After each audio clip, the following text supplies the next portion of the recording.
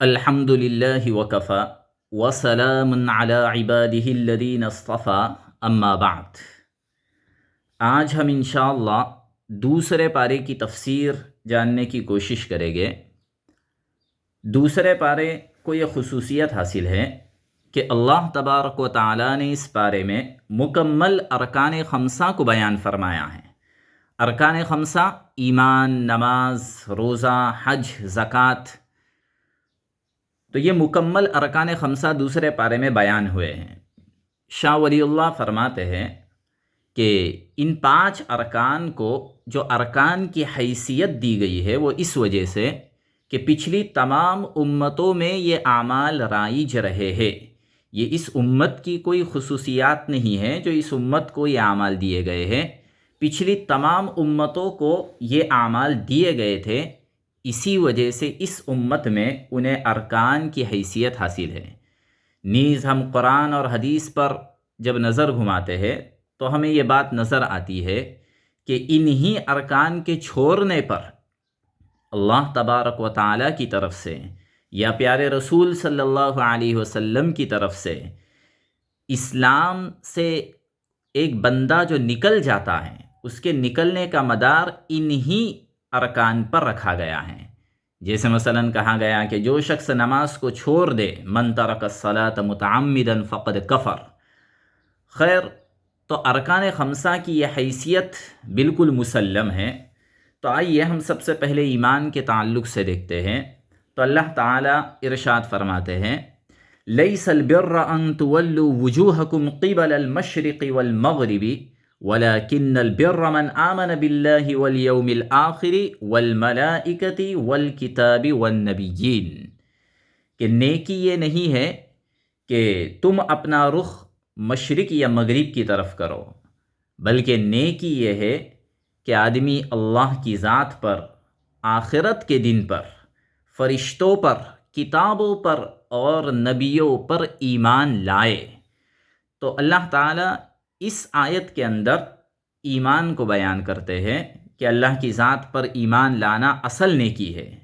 اللہ کی ذات پر ایمان لانا، آخری دن پر یعنی قیامت کے دن پر، ملائکہ پر یعنی فرشتوں پر، اللہ کی تمام کتابوں پر، اللہ کے تمام نبیوں پر ایمان لانا یہ اصل نیکی ہے۔ نیز اسی ایمان کے تعلق سے اللہ نے ایک جگہ دوسرے پارے میں ہی بیان فرمایا، وَإِلَٰهُكُمْ إِلَٰهُ وَاحِدٌ، کہ تمہارا معبود، تمہارا خدا ایک ہی خدا ہے، لا الہ الا هو الرحمن الرحیم، اس کے سوا کوئی معبود نہیں، وہ رحمان ہے، رحیم ہے۔ نیز ایک جگہ اللہ فرماتے ہیں، وَالَّذِينَ آمَنُوا أَشَدُّ حُبًّا لِلَّهِ، کہ جو ایمان والے ہوتے ہیں وہ اللہ سے شدید محبت کرنے والے ہوتے ہیں۔ تو یہ ایمان کا تذکرہ ہو گیا۔ نماز کے تعلق سے اللہ تعالیٰ فرماتے ہیں، یا ایھا الذین آمنوا استعینوا بالصبر والصلاۃ ان اللہ مع الصابرین، کہ اے ایمان والو تم صبر اور نماز کے ذریعے اللہ تعالیٰ سے مدد طلب کرو، ان اللہ مع الصابرین، بے شک اللہ تعالیٰ صبر کرنے والوں کے ساتھ ہے۔ ہم شریعت مطہرہ کا یہ منشا دیکھتے ہیں کہ شریعت مطہرہ نے ہر موقع پر اور ہر حاجت کے وقت ہمیں شریعت نے نماز دی ہے، چاہے وہ ارضی مسئلہ ہو یعنی زمینی مسئلہ ہو یا سماوی آسمانی مسئلہ ہو، جس طرح کا جو بھی مسئلہ ہو ہمیں شریعت مطہرہ نے نماز کی ترغیب دی ہے۔ زمینی مسئلہ جیسے آدمی کو کوئی حاجت پیش آتی ہے تو اس کے لیے صلاۃ الحاجت مشروع کی گئی ہے، اگر کسی سے گناہ ہو جاتا ہے تو صلاۃ التوبہ مشروع کی گئی ہے، اسی طرح تحیۃ المسجد ہے، تحیۃ الوضو ہے، اور بہت سارے اس طرح کی نمازیں ہمیں شریعت مطہرہ کی طرف سے دیے گئے ہیں۔ سماوی مسئلہ یعنی آسمانی مسئلہ جیسے صلاۃ الکسوف ہے، صلاۃ الخسوف ہے، صلاۃ الاستسقاء ہے، تو گویا ہر موقع پر جو بھی ہمارا مسئلہ ہو ہمارے لیے نماز مشروع کی گئی ہے۔ اور اسی اہمیت کے پیش نظر دوسرے پارے میں ہی ایک جگہ اللہ تعالیٰ فرماتے ہیں، حافظوا علی الصلوات، کہ اے لوگو تمام نمازوں کی محافظت کرو، پابندی کرو۔ اس سے مراد 5 نمازیں ہیں، فجر ہے، ظہر ہے، عصر ہے، مغرب ہے، عشاء ہے، ان پانچوں نمازوں کی حفاظت اور ان کی پابندی کرنے کا حکم دیا گیا کہ حافظوا علی الصلوات والصلاۃ الوسطی، اور درمیانی نماز کی خصوصاً پابندی کرو۔ درمیانی نماز میں مفسرین کا اختلاف ہے کہ کون سی نماز ہے۔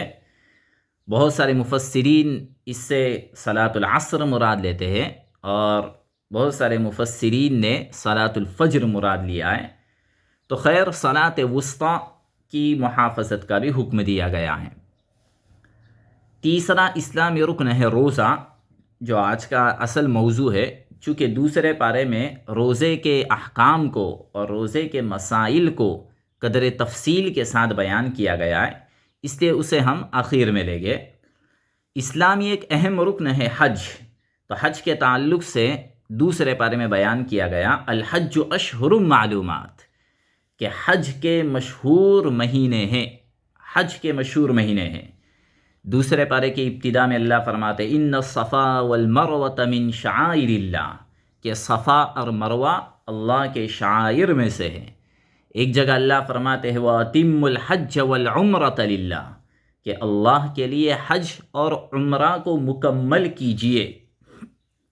زکوٰۃ یعنی انفاق فی سبیل اللہ کے تعلق سے اللہ فرماتے ہیں وَأَنفِقُوا فِي سَبِيلِ اللَّهِ وَلَا تُلْقُوا بِأَيْدِيكُمْ إِلَى التَّهْلُكَةِ، کہ تم اللہ کے راستے میں خرچ کرو اور اپنے آپ کو ہلاکت میں نہ ڈالو۔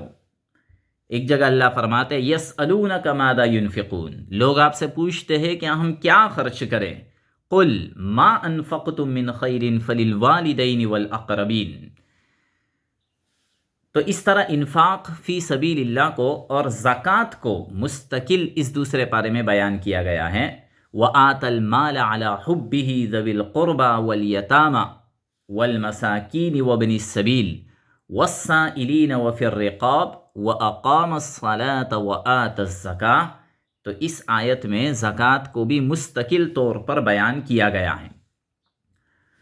تو اسلامی ایک رکن چونکہ صوم ہے اور روزہ ہے، لہذا آج ہم روزے کے تعلق سے جو آیات ہے ان کی انشاءاللہ مختصراً تفسیر دیکھیں گے۔ اللہ تعالیٰ فرماتے ہیں یا ایہا الذین آمنوا کتب علیکم الصیام کما کتب علی الذین من قبلکم لعلکم تتقون، کہ اے ایمان والو تم پر روزے فرض کیے گئے جیسا کہ تم سے پہلے کے لوگوں پر بھی روزے فرض کیے گئے تھے۔ اور روزے کا مقصد کیا ہے؟ لعلکم تتقون، امید ہے کہ تم متقی بن جاؤ، امید ہے کہ تم متقی بن جاؤ، یہ روزے کا مقصد بیان ہو رہا ہے۔ تو دیکھیے اس آیت میں اللہ نے روزے کی فرضیت کو بھی بیان کیا ہے اور روزوں کے مقصد کو بھی بیان کیا ہے۔ ایک تو روزے کی فرضیت کا اعلان ہے کہ یا ایھا الذین آمنوا کتب علیکم الصیام، اے ایمان والو تم پر روزے فرض کیے گئے، یہ روزے کی فرضیت کا اعلان ہو رہا ہے۔ اور کما کتب علی الذین من قبلکم، آیت کے اس جز میں، اس ٹکڑے میں یہ بیان ہو رہا ہے کہ روزہ کوئی نیا فریضہ نہیں ہے جو تمہیں دیا گیا ہے، تم سے پہلے تمام امتوں کو یہ روزے کا فریضہ دیا گیا ہے۔ اب روزے کا مقصد کیا ہے اسے اخیر میں بیان کیا گیا لعلکم تتقون، کہ تمہارے اندر تقوی پیدا ہو جائے اور تمہارے اندر تقوی کی مشق ہو جائے، تم متقی بن جاؤ، یہ اسلامی روزے کا مقصد ہے۔ اب جیسا کہ قرآن خود بیان کرتا ہے کہ روزہ تو پچھلی تمام امتوں کو دیا گیا ہے، لیکن مفسرین نے بیان کیا ہے کہ پچھلی امتوں کے جو روزے تھے، پچھلی امتوں کو جو روزے دیے گئے تھے، ان روزوں کا مقصد، پچھلی امتوں کے روزے کی حقیقت اور مقصد، جیسے مسیحی اور یہودی روزوں کی حقیقت بس اتنی ہے کہ وہ یا تو کسی بلا کو دفع کرنے کے لیے رکھے جاتے ہیں یا کسی مخصوص روحانی کیفیت کے حاصل کرنے کے لیے رکھے جاتے ہیں۔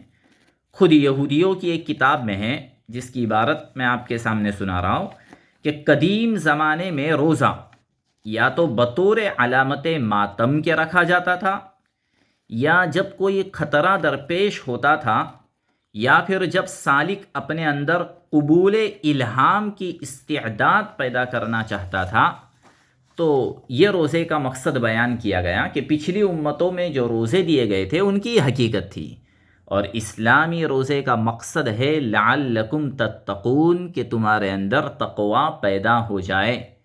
اب دیکھیے، قرآن مجید میں بہت سی جگہوں پر اللہ تعالیٰ نے تقوی کا حکم دیا ہے، واتقوا اللہ واتقوا اللہ، کہ تم تقوی اختیار کرو، تقوی اختیار کرو۔ بہت کثرت سے قرآن مجید نے اس کا حکم دیا ہے۔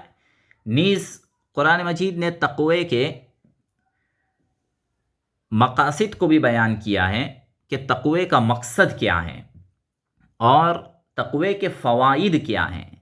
تو ہم سورہ طلاق کے اندر، سورۃ الاعراف کے اندر تقوی کے فوائد کو بھی دیکھ سکتے ہیں۔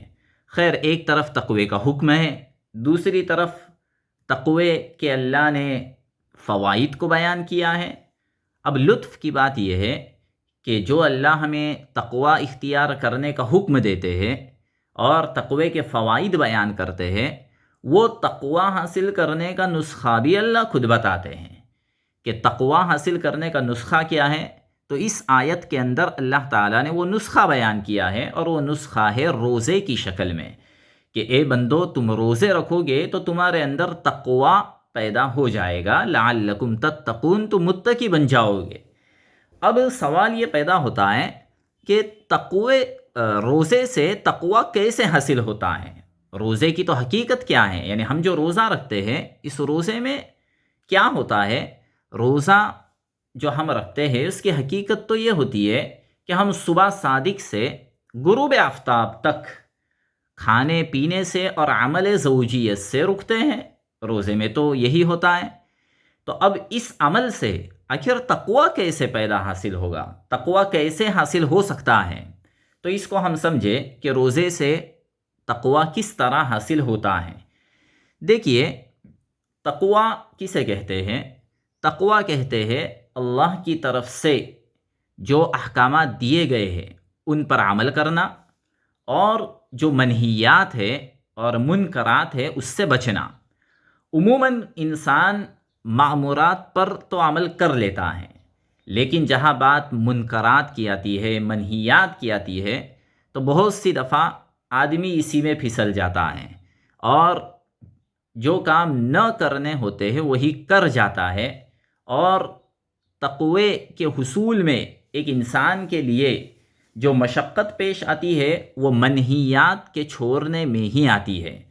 اب ہم دیکھیں کہ روزے کے اندر اللہ تعالیٰ نے ہمیں حکم دیا ہے کہ وہ کھانا اور وہ پانی جو بالکل تمہارے لیے حلال تھا، یعنی سال بھر بالکل حلال تھا، جیسے ہی تم روزہ رکھتے ہو تو روزہ رکھنے کے بعد وہ دو حلال چیزیں جو سال کے 11 مہینے تمہارے لیے حلال تھی، فوراً نیت کرتے ہی وہ تم پر حرام ہو جاتی ہے۔ کھانا حرام ہو جاتا ہے، پینا حرام ہو جاتا ہے۔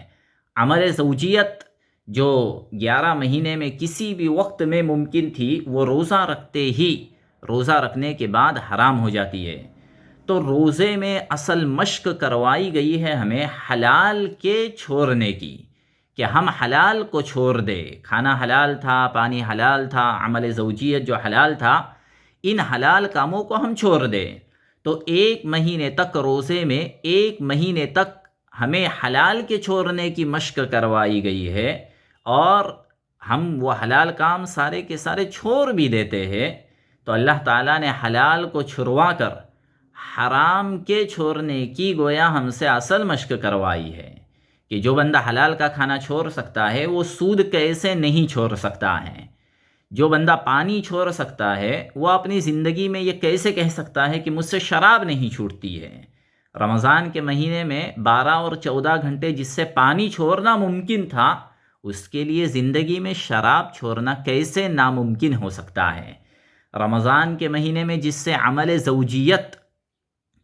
زوجیت سے رکنا اگر ممکن تھا، ایسا بندہ اگر کہے کہ فلاں گناہ کام سے میں نہیں رک سکتا ہوں، یہ کیسے ہو سکتا ہے؟ تو روزہ اصل میں ہمارے اندر اس طرح تقوی پیدا کرتا ہے کہ تقوی میں چونکہ حرام کاموں سے بچنا ہوتا ہے اور روزے کے اندر حلال کاموں سے ہمیں بچایا گیا ہے، تو اس طرح ہمارے اندر تقوی پیدا ہو جاتا ہے۔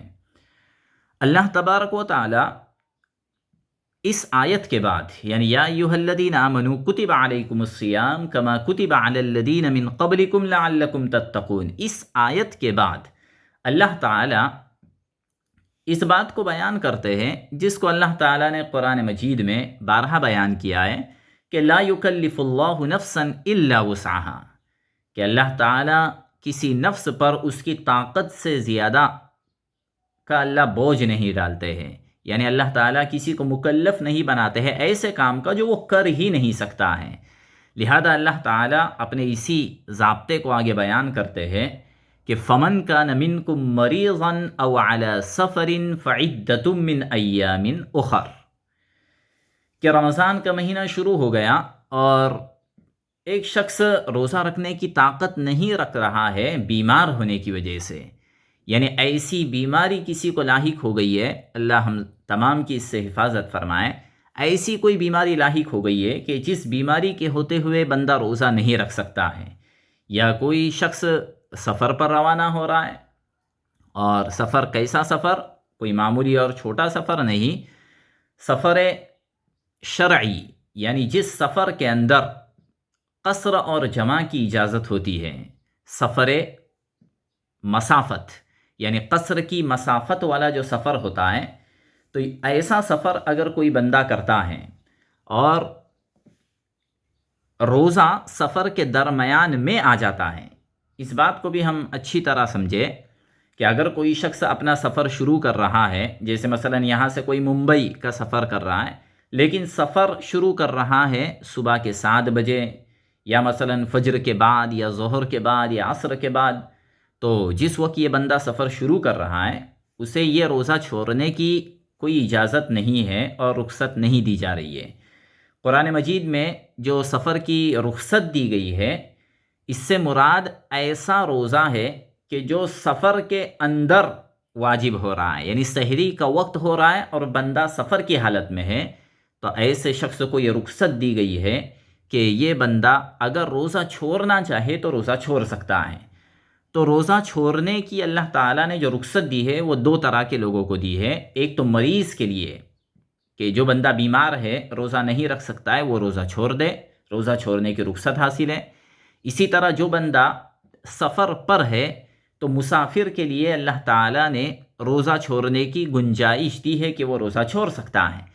لیکن یہ دونوں حضرات جو روزہ چھوڑیں گے، انہیں بعد میں کوئی فدیہ نہیں دینا ہے، انہیں بعد میں روزوں کی قضا ہی کرنا ضروری ہے۔ یہ اگر فدیہ دے کر کام چلانا چاہے تو یہ فدیہ نہیں دے سکتے ہیں، انہیں روزہ رکھنا ضروری ہے، الا یہ کہ اللہ تعالیٰ حفاظت فرمائے کسی شخص کو ایسی بیماری لاحق ہو گئی ہو کہ جس بیماری کے اچھا ہونے کی کوئی امید نہیں ہے، یعنی طبیب حاذق اگر یہ بتا دے کہ مکمل زندگی یہ بیماری آپ کے ساتھ رہے گی، اللہ ایسی بیماریوں سے خوب حفاظت فرمائے۔ ایسی اگر کسی کو بیماری لاحق ہوتی ہے تو ایسا بیمار آدمی اپنے ہر روزے کے بدلے میں فدیہ دے سکتا ہے، اور مکمل 30 دنوں کے روزے کا فدیہ تقریباً 18 کلو اناج ہو جاتا ہے۔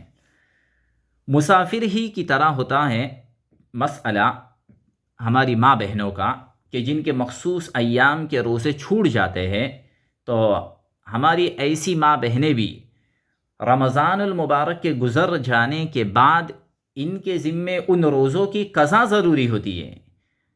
ایسی ماں بہنیں اگر روزے کا فدیہ دینا چاہے تو وہ فدیہ نہیں دے سکتی ہے، ان کے ذمے روزوں کی قضا ہی ضروری ہے۔ اللہ تعالی ہمیں خوب سمجھنے کی توفیق عطا فرمائے اور عمل کرنے کی توفیق عطا فرمائے۔ آمین۔ وآخر دعوانا ان الحمد للہ رب العالمین۔